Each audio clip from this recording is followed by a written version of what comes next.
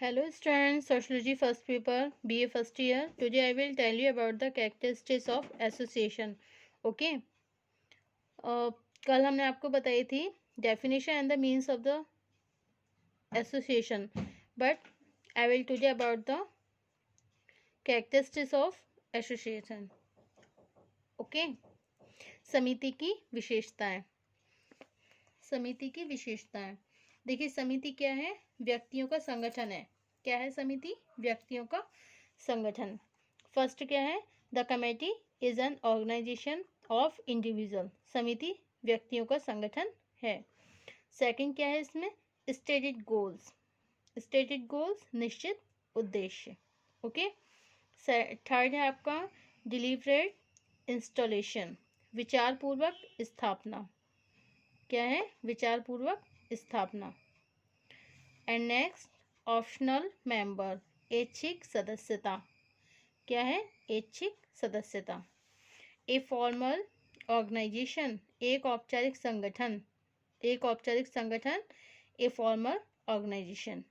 Next क्या है? Sure rule, सुनिश्चित नियम। श्योर रूल, सुनिश्चित नियम। The committee is a tool, समिति एक साधन है।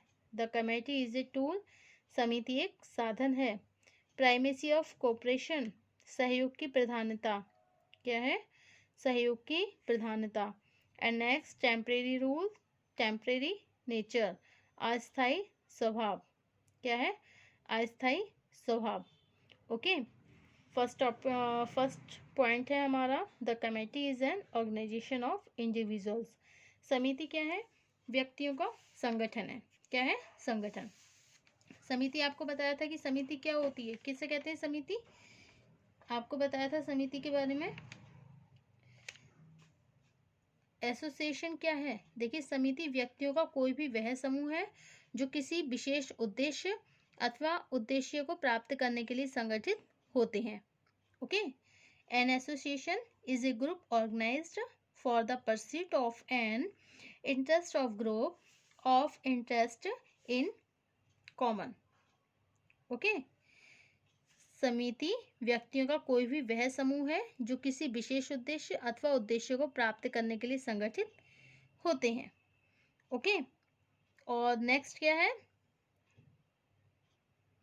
गिन्सबर्ग के अनुसार किन्हीं निश्चित उद्देश्यों को पूरा करने के लिए जब कुछ व्यक्ति सहयोग के आधार पर एक संगठन की स्थापना करते हैं। ओके। किसे कहते हैं समिति? किसी निश्चित उद्देश्य को पूरा करने के लिए जब कुछ व्यक्ति सहयोग के आधार पर एक संगठन की स्थापना करते हैं, तभी इस संगठन को हम समिति कहते हैं। Okay. An association is a group of social being related to one another by the fact that they possesses or have institute in common or organization with a view to securing a specific ends. Okay. An association is a group of social beings related to one another by the fact that they possess or have instituted in common or organization with a view to securing a specific end. Okay. This is the definition of the association by the Ginsberg. Now we carry on the characteristics of association. समिति की विशेषताएं। अब हम जानेंगे समिति की विशेषताएं। First क्या था हमारा पॉइंट? समिति व्यक्ति को क्या है? संगठन है। एक समिति का निर्माण व्यक्तियों द्वारा होने के कारण इसे एक सामाजिक समूह कहते हैं। एक समिति का निर्माण किसके द्वारा होता है? व्यक्तियों के द्वारा होता है। अब इसे एक सामाजिक समूह कहा जाता है। व्यक्तियों के द्वारा होने के कारण इसे क्या कहा जाता है? सामाजिक समूह कहा जाता है। इस दृष्टिकोण से समिति एक मूर्त इकाई है जिसके स्वरूप को स्पष्ट रूप से देखा जा सकता है। ओके। नेक्स्ट पॉइंट है आपका निश्चित उद्देश्य। क्या है? निश्चित उद्देश्य, स्टेटेड गोल्स। कोई भी समिति ऐसी नहीं मिलेगी जिसकी स्थापना किसी उद्देश्य अथवा उद्देश्यों को लेकर ना की गई हो। स्टेटेड गोल्स, निश्चित उद्देश्य में क्या है? कोई भी समिति देखिए ऐसी नहीं मिलेगी जिसकी स्थापना किसी उद्देश्य अथवा उद्देश्य को लेकर ना की गई हो। वास्तव में समिति के उद्देश्यों का निर्धारण पहले कर लिया जाता है। ओके। तथा इसके बाद ही उनको अपना लक्ष्य मानने वाले लोग परस्पर संगठित होते हैं। मतलब कोई भी ऐसी समिति नहीं होगी जिसकी स्थापना किसी उद्देश्य या उद्देश्य को लेकर न की गई हो। वास्तव में समिति के उद्देश्य का निर्धारण पहले ही कर लिया जाता है तथा इसके बाद से उनको अपना लक्ष्य मानने वाले लोग परस्पर संगठित होते हैं। ठीक है, नेक्स्ट है आपकी विचार पूर्वक स्थापना, डिलीबरेट इंस्टॉलेशन। ओके, विचार पूर्वक स्थापना मैकाइवर का कथन है। मैकाइवर एक समाजशास्त्री हैं जिनका कथन है कि समिति क्या है, समिति एक विचार पूर्वक स्थापित किया गया संगठन है। क्या है ये? विचार पूर्वक स्थापित किया गया संगठन। इसका तात्पर्य क्या है कि समुदाय की तरह समिति का विकास स्वतः नहीं होता। इसका तात्पर्य यह है कि समुदाय की तरह समिति का जो विकास है वो स्वतः नहीं होता। इट्स नॉट ए स्पॉन्टेनियस, ये खुद नहीं होता है।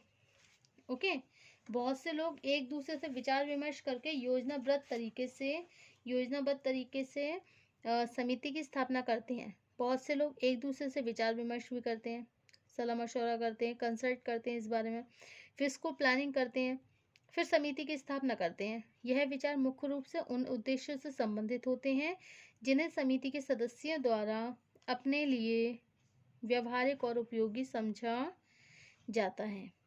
ओके, नेक्स्ट पॉइंट क्या है आपका? ऑप्शनल मेंबर, ऐच्छिक सदस्यता। क्या है? ऐच्छिक सदस्यता। अब ऐच्छिक सदस्यता में क्या बताया जा रहा है? ये क्या है? ये भी कैरेक्टरिस्टिक्स है किसकी? एसोसिएशन की। ओके, तो ऐच्छिक सदस्यता किसी विशेष समिति का सदस्य बनना अथवा ना बनना पूर्णतः व्यक्ति की अपनी इच्छा पर निर्भर होता है। ओके, किसी विशेष समिति का सदस्य बनना अथवा ना बनना पूर्णतः व्यक्ति की अपनी इच्छा पर निर्भर होता है। साधारणतया जिस समिति का सदस्य बनने से हमें अपने हितों अथवा आवश्यकताओं के सर्वोत्तम ढंग से पूरा हो जाने की आशा होती है, हम उसी समिति के सदस्य बन जाते हैं। व्यक्ति एक ही समय पर एक साथ अनेक समितियों का सदस्य हो सकता है। आवश्यकताओं तथा हितों में परिवर्तन हो जाने की स्थिति में व्यक्ति एक समिति की सदस्यता को छोड़कर किसी भी दूसरी समिति की सदस्यता ग्रहण करने के लिए स्वतंत्र होता है। ओके, ऐच्छिक सदस्यता में क्या है कि देखिए किसी भी विशेष समिति का सदस्य बनना अथवा ना बनना ये व्यक्ति के ऊपर निर्भर करता है। ठीक है, साधारणतः जिस समिति का सदस्य बनने में हमें अपने हितों तथा आवश्यकताओं के सर्वोत्तम ढंग से पूरा हो जाने की आशा होती है, मतलब हमें उम्मीद होती है कि ये हमारे हित के लिए या फिर हमारे ये जो आवश्यक कार्य हैं वो पूरे हो जाएंगे समिति के द्वारा, तब हम उसी समिति के सदस्य बन जाते हैं। और व्यक्ति एक समय में एक साथ अनेक समितियों का सदस्य भी बन सकता है। व्यक्ति एक समय पर एक साथ अनेक समिति का भी सदस्य बन सकता है। आवश्यकता तथा हितों में परिवर्तन हो जाने की स्थिति में व्यक्ति एक समिति की सदस्यता को छोड़कर दूसरी समिति की सदस्यता भी ग्रहण करने के लिए पूरी तरह से स्वतंत्र होता है। ओके, अब नेक्स्ट क्या है आपका? ए फॉर्मल ऑर्गेनाइजेशन, एक औपचारिक संगठन। समिति इस दृष्टिकोण से एक औपचारिक संगठन है कि इसमें सदस्यों के पारस्परिक संबंधों में भी बहुत अधिक औपचारिकता देखने को मिलती है। औपचारिक ढांचे का तात्पर्य है समिति के अंदर प्रत्येक सदस्य की एक सुनिश्चित स्थिति होती है, जैसे अध्यक्ष है, उपाध्यक्ष है, मंत्री है, उपमंत्री है, कोषाध्यक्ष है तथा सामान्य सदस्य हैं। ओके, प्रत्येक सदस्य को अपनी इस परिस्थिति के अनुसार विभिन्न अधिकार भी प्राप्त होते हैं। समिति में संबंध इस दृष्टिकोण से औपचारिक होते हैं कि प्रत्येक सदस्य दूसरे से केवल उतना ही संबंध रखता है जितने में वो एक विशेष उद्देश्य को पूरा कर सके। यह संबंध त्याग पर आधारित न होकर हितों को पूरा करने से संबंधित होता है। तो औपचारिक संगठन में क्या होता है? ये वो संगठन है, इसमें क्या होता है, सदस्यों के पारस्परिक संबंधों को बहुत अधिक औपचारिकता देखने को मिलती है। औपचारिक ढांचे का मतलब होता है समिति के अंदर देखो हर सदस्य की एक निश्चित स्थिति होती है, जैसे कोई अध्यक्ष भी होता है, कोई उपाध्यक्ष होता है, कोई मंत्री होता है, कोई उपमंत्री होता है, कोई कोषाध्यक्ष होता है, कोई सामान्य सदस्य आदि। और प्रत्येक सदस्य को अपनी परिस्थिति के अनुसार केवल अधिकार मिलते हैं। ठीक है। समिति में जो संबंध होते हैं इस दृष्टिकोण से औपचारिक होते हैं कि प्रत्येक सदस्य दूसरे से केवल उतना ही संबंध रखेगा जितने में उसका उद्देश्य पूरा हो सके। यह संबंध त्याग पर आधारित न होकर हितों को पूरा करने से संबंधित होता है। ओके। अब नेक्स्ट पॉइंट है समिति एक साधन है। The committee is a tool. समिति स्वयं में एक लक्ष्य न होकर केवल उद्देश्य की पूर्ति का साधन है। इसका अर्थ यह है कि यदि हम विकलांग व्यक्तियों की सहायता के लिए एक संगठन की स्थापना करें तो ये समिति उस लक्ष्य को पाने का केवल एक साधन होगी। ओके। नेक्स्ट है सहयोग की प्रधानता, प्राइमेसी ऑफ कोऑपरेशन। यह सच है कि किसी भी संगठन में सहयोग और संघर्ष के संबंधों का साथ साथ विद्यमान होना बहुत स्वाभाविक है, लेकिन समिति एक ऐसा संगठन है जिसकी सफलता सदस्यों के सहयोगी संबंधों पर ही अधिक निर्भर होती है। जब कभी भी किसी समिति में संघर्ष बढ़ जाते हैं या समिति भंग हो जाती है अथवा उसके ढांचे में परिवर्तन हो जाता है। ओके। तो क्या है ये? सहयोग की प्रधानता, प्राइमेसी ऑफ कोऑपरेशन। अब नेक्स्ट है आपका अस्थायी स्वभाव। समिति को ऐसा संगठन भी कहते हैं जिसकी प्रकृति तुलनात्मक रूप से अधिक स्थायी नहीं होती है। व्यक्ति की आवश्यकताओं और हितों में परिवर्तन होने के साथ ही पुरानी समितियां भंग हो जाती हैं और नई समितियों की स्थापना हो जाती है। समिति की स्थापना जिस उद्देश्य को लेकर की जाती है उसकी पूर्ति हो जाने की दशा में भी समिति का स्वरूप पहले जैसा नहीं रह जाता। तो इसमें क्या क्या देखने को मिलता है? अस्थायी स्वभाव भी हमें समिति की विशेषताओं में देखने के लिए मिलता है। So this is the all characteristics of association. First, the committee is an organisation of individual. Second, stated goals.